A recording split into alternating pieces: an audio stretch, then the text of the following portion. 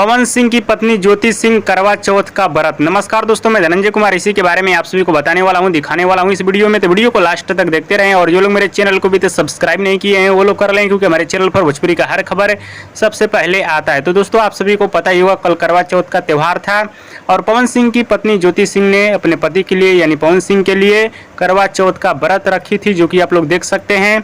ज्योति सिंह जैसे प्रोसेस होता है करवा चौथ का, वैसे ज्योति सिंह ने किया है पवन सिंह के फोटो के साथ, जो कि आप लोग देख सकते हैं।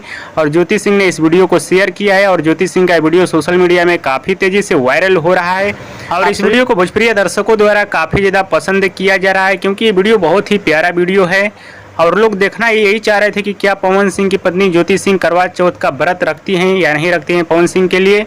तो फाइनली ज्योति सिंह का वीडियो आ गया है, खुद ज्योति सिंह ने डाला है अपने इंस्टाग्राम आईडी पे। वीडियो कैसा लगा? वीडियो पसंद आया तो ज़्यादा लाइक करें, कमेंट करें, शेयर करें, सब्सक्राइब करें। धन्यवाद दोस्तों।